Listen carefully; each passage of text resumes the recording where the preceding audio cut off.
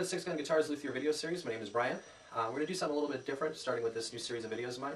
I actually have a customer who wanted me to make an electric bass for them. I normally make acoustic instruments. I've made an electric bass before, and an electric guitar as well, but this one's going to be a little different. So what I'm going to do in the next series of videos is I'm going to explain some of the different aspects of electric bass making. The plan is to do a drop top of Padauk over mahogany with a through-the-body neck, and the neck is going to be made out of curly maple, which I have right here. The point of this series is going to be to show some of the different aspects of it, like I said. So today we're going to cover the through neck construction and how to laminate up a neck out of a piece of wood. So I picked up this piece of curly maple, and it's a pretty nice piece. It might be a little bit hard to see some of the curl, in it, but you can probably see a little bit of it.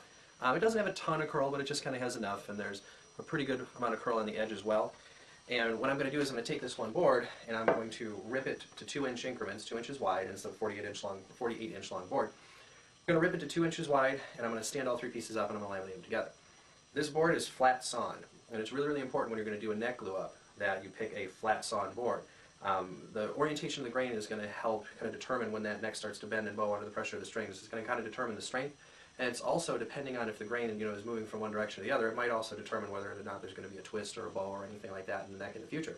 So starting off with something that's pretty well flat sawn, when you cut your 2-inch strips out of this right across the front, and you stand them up, they're going to be quarter sawn. So you're going to have that nice stiffness and rigidity that you're used to with quarter sawn stuff. So again, this is a piece of maple, and I'm going to bring this over to the table saw. It was sawed into 3 pieces that are 2 inches wide, and then we'll show you how to do the glue up and all that.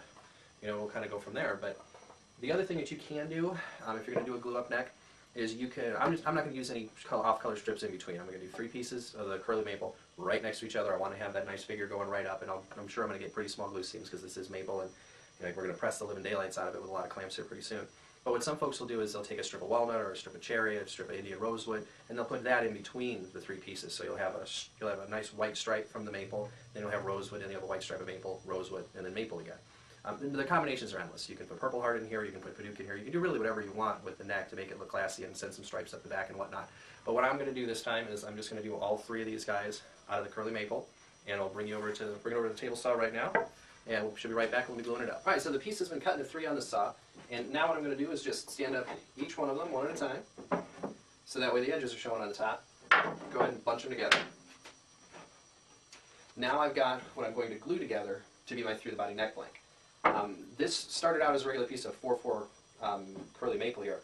So in the end, I'm actually just over 2 1/4. I think it's 2 5/16 is the total width on this, which is just barely wide enough to do a bass neck out of because of the taper and everything. Most string spreads around 2 1/4, so you kind of have to get at least that much meat out of it. So if you decide to do a couple of veneer strips in the middle, it's going to widen you out a little bit and it'll give you a little bit more room to work with. But we're going to come back now here in a second by the bench, and we're going to put some type on in between these. I've got about, I think, 20 of these little bar clamps here, and we're going to clamp the living heck out of this thing so that way it glues up really well, and we'll show you how that goes. It's going to be really a pain in the butt if you have to sit here and watch me glue these things up for 10 minutes. So just the way that I do it to kind of keep everything together, again, just using Type-On Original, I like to put glue on both faces, so that way when I push them together I am absolutely guaranteed that there is no area inside of here that doesn't have glue in it, because inevitably that's what you're going to wind up carving to, and you're going to see your seam, and it's just not going to look nice. So what I'll do is I'll lay down the first one like this, which is going to be my gluing area here, and I'll lay this the other way, so that way I've got these 2 areas to apply glue to.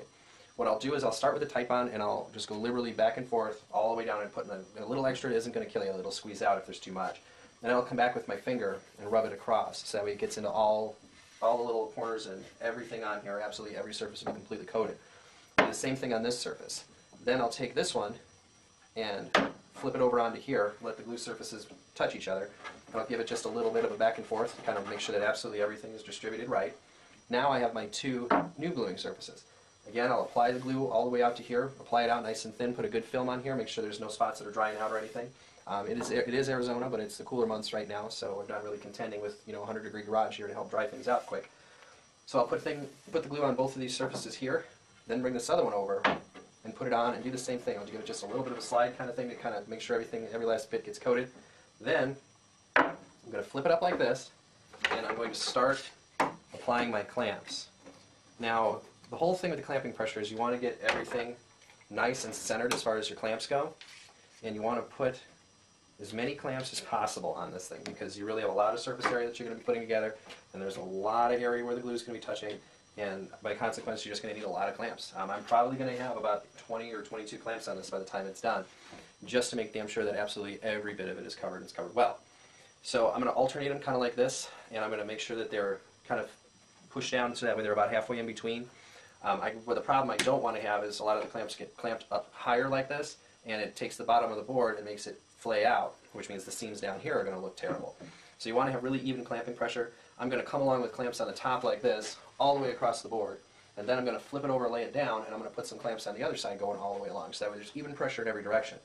And also too, if any of these boards want to pop up a little bit before you clamp them, just give it a little push down or give it a little pull up to keep them as level as you can. Because from this step we're going to run over to the planer, and I don't want to remove that much material from this. This is 2 inches thick. My final dimensions on the guitar is going to be 1 3/4.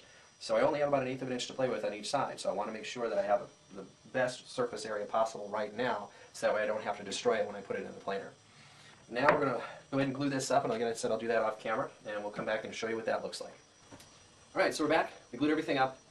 I've got all 3 pieces here. They've got completely covered in the bar clamps, and there is glue squeeze out literally on every last part of these joints all the way through. Your squeeze out is a really good indicator of how well your glue coverage is. If you have glue squeeze out and there's big gaps kind of on there where there isn't any squeeze out, it's a pretty good indication that there probably wasn't any glue there. And that's something that you'll have to figure out kind of later on, or depending on how long you've had it clamped, you might have to unclamp it and try to get some more glue in there. But here it is. It's completely straight. There's even glue squeeze out all the way along it. I've got all these clamps out here clamped with even pressure. I pretty much squeezed them as absolutely hard as I could. I'm going to let this dry overnight and then come back, and I'm going to take off all of the regular glue squeeze out that's on here. I'll just do that with a regular old chisel. Get all that off, get it ready to go through the plane, and once it comes out of the other side of the plane, we'll start working on it and start transforming this neck blank into a through body bass neck.